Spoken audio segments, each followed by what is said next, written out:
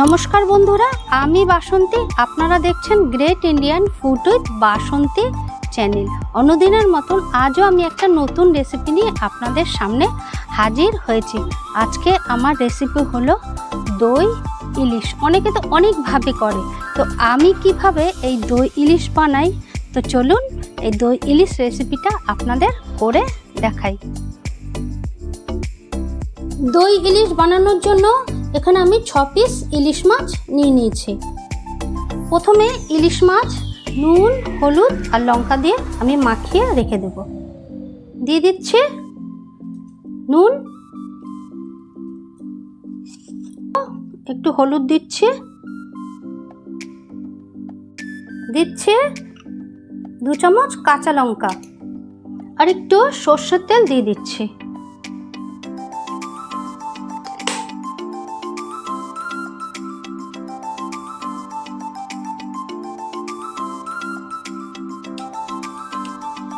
নুন, হলুদ, কাঁচা লঙ্কা আর সর্ষের তেল দিয়ে মাখিয়ে রেখে দেব 10 মিনিট।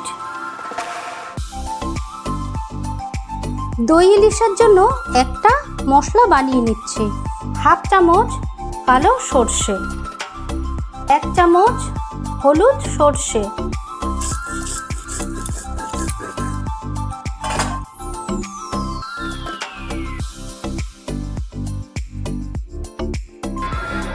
2 রকম সর্ষে। এ দেখুন ভীষণ মিহি করে আমি বেটে নিয়েছি। পোস্ত নিচ্ছি 1 চামচ, 2 চামচ পোস্ত নিয়ে নিলাম। পোস্তটা বেটে নিচ্ছি। আপনারা সর্ষে পোস্ত মিক্সিতে পেস্ট করে নিতে পারেন বা একসাথে শিলেও বেটে নিতে পারেন। আমি আলাদা আলাদা বেটে নিচ্ছি। পোস্ত খুব ভালো করে বেটে নিয়েছি, তুলে রাখছি বাটিতে।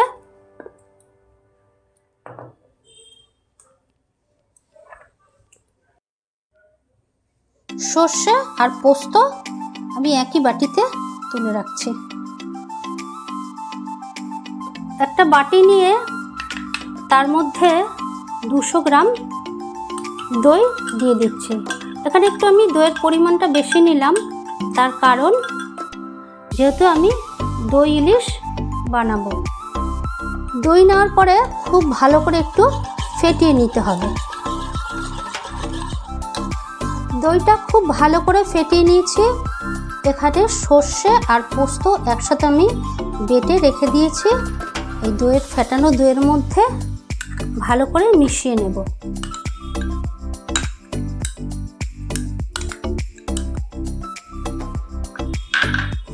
আবারও খুব ভালো করে ফেটিয়ে নিচ্ছি।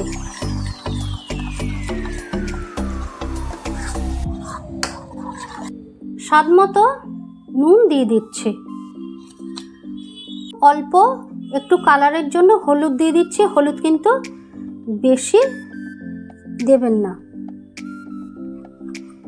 দই ইলিশে দই দেওয়া আছে, আর এখানে একটু স্বাদকে ব্যালেন্স করার জন্য দিয়ে দিচ্ছি 1/2 চামচ চিনি।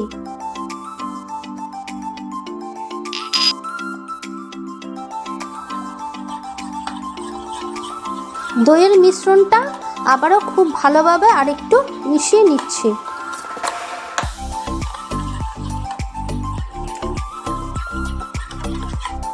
মেশানো হয়ে গেছে। বড় সাইজের একটা টিফিন বক্স নিয়ে নিয়েছি। দইয়ের মিশ্রণ কিছুটা ঢেলে দিচ্ছি। অর্ধেকটা ঢেলে দিলাম আর অর্ধেকটা আমি রেখে দিচ্ছি।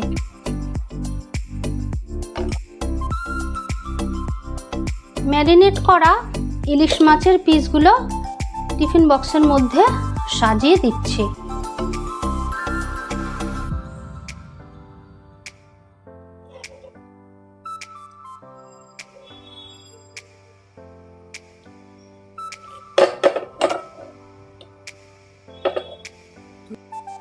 বেশ কিছুটা মশলা লেগে আছে, মশলাগুলো ওপর দিয়ে দিচ্ছি। ওপর থেকে আবারও দইয়ের মিশ্রণটা দিয়ে দিচ্ছি মাছের ওপর থেকে।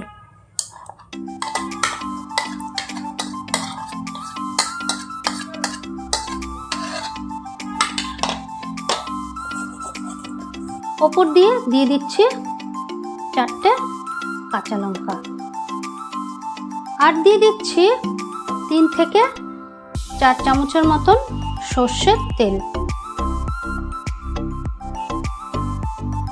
একটু নাড়িয়ে চাড়িয়ে নেওয়ার একটাই কারণ, সর্ষের তেলটা ওপর নিচ সব জায়গায় ভালোভাবে মিশে যাবে।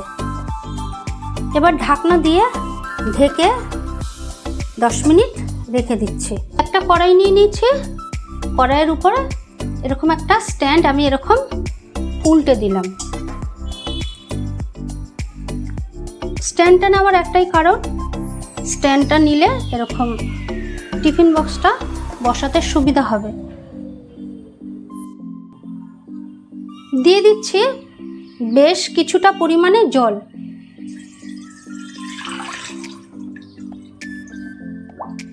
জলটা এমনভাবে দেবেন টিফিন বক্সের হাফ থাকে।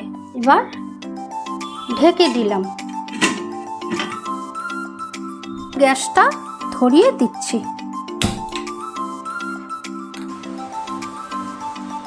গামলার পরিবর্তে পরে আমি একটা কড়াই চাপা দিয়ে দিয়েছি। কড়াইটা চাপা দেওয়াতে টিফিন বক্সটা খুব সুন্দর সেট হয়ে রয়েছে। আর দেখুন জলটা কি সুন্দর ফুটছে, দেখেছেন তো? 10 মিনিট আমি ভালো করে ফুটিয়ে নিয়েছি জলটা, আর এর ভাপেই হয়ে গেছে। আর গ্যাসটা এবার নিভিয়ে দিচ্ছি।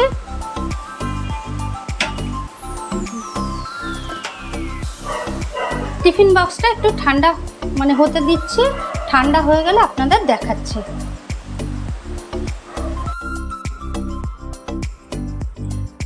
কড়াই দিয়ে টিফিন বক্সটা আমি তুলে নিয়েছি আর 10 মিনিট ঠান্ডা হতে দিলাম। এবার দেখুন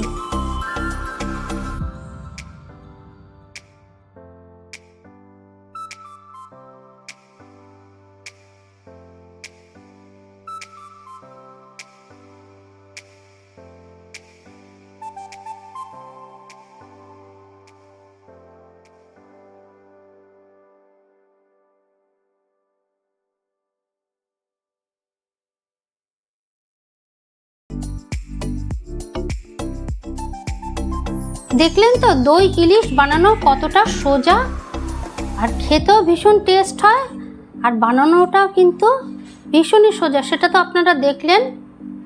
অবশ্যই আপনারা এইভাবে বাড়িতে বানিয়ে খাবেন, আর আমাকে কিন্তু কমেন্ট করে অবশ্যই জানাবেন যে কেমন লাগলো। আমার রেসিপি যদি আপনাদের ভালো লেগে থাকে অবশ্যই কিন্তু কমেন্ট করে জানাবেন। আবার দেখা হচ্ছে নেক্সট কোনো রেসিপির সাথে। পাশে থাকা বেল আইকনটা অবশ্যই প্রেস করে দেবেন, তাহলে আমি যখন নতুন কোনো ভিডিও ছাড়ব অবশ্যই নোটিফিকেশন আপনাদের কাছে চলে যাবে।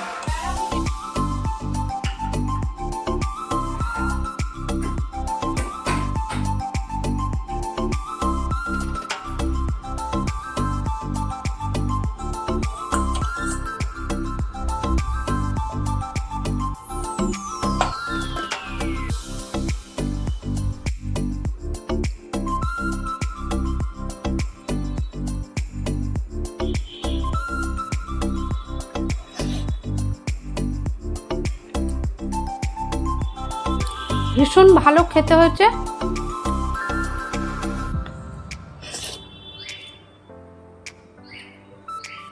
অবশ্যই আপনারা বাড়িতে এইভাবে একবার হলেও করে খাবেন। আজ এই পর্যন্ত। ভালো থাকুন, সুস্থ থাকুন। All the best.